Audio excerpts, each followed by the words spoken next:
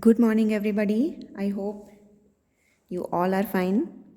Okay, so today in this video, we'll discuss chapter 7 linear equations and of course for class 6.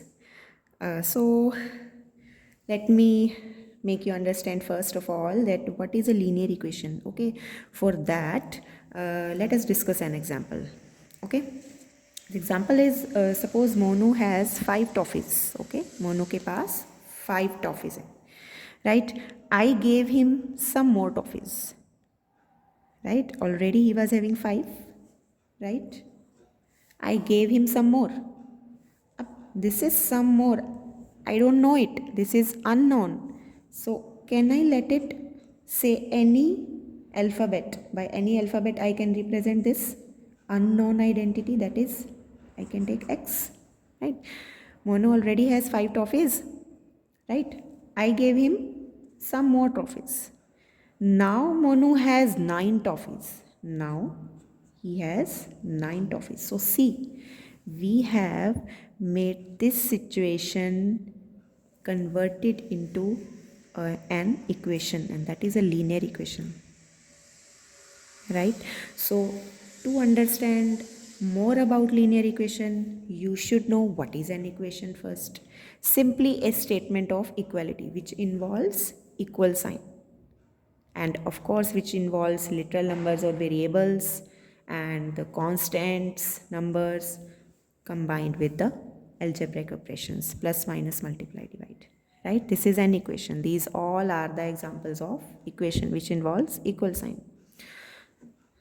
Now can you see in these 3 examples, here power of the variable y is 1, right? Here power of the variable x is 2, and in the last example power of the variable x is 1. So based on the power, we have the definition of linear equation. Now what is it? An equation in which the power of the variable is 1 is called a linear equation, right? Examples are 3x plus 1 is equal to 9, 1 upon 2x is equal to 4. As you can see clearly in both the examples, the power of the variable is 1. Here no power is written, that means it is understood power is 1, right? And of course, the part on the left side of equal sign, we call it LHS, and part on the right side of equal sign, we call it RHS. Right, so this is some basic these are some basic things about the chapter. Now we'll start worksheet number 1. Question number 1. What are the two sides of an equation called? I've just told you LHS and RHS. Question number 2. In a linear equation, what is the power of the variable? Of course, it is 1. Right? Next, question number 3. Encircle the linear equation. Now you know what is a linear equation. Encircle those only. A part p plus 3 is equal to 5. Of course, it is a linear equation. Power of the variable p is 1. So, yes, it is a linear equation. Part B, 2x plus 3 is equal to 7. Of course, power of the variable x is 1 here. This is a linear equation again. C part, x square plus 1 is equal to 5. Here, power of the variable x is 2. So, this is not a linear equation. Wrong. D part, x upon 3 is equal to 7. Power of the variable x is 1 here. So, yes, it is a linear equation. E part, x cube minus 1 is equal to 9. Here power is 3, so it is not a linear equation.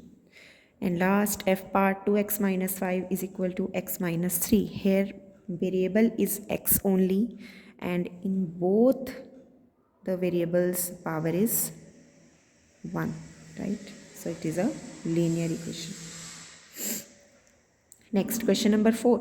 Separate LHS and RHS of following equations. You are given some of the equations. You need to separate LHS and RHS part. Okay, A part. Y minus 3 is equal to 9. Of course, LHS is y minus 3, RHS is 9. B part, 2x plus 1 is equal to 5. LHS is left side of equal sign, 2x plus 1, and right side is 5. C part, y upon 3 is equal to 9. LHS is y upon 3 and RHS is 9. D part, y minus 1 is equal to 9 minus 2y. LHS is 5y minus 1 and RHS is 9 minus 2y. This completes question 4.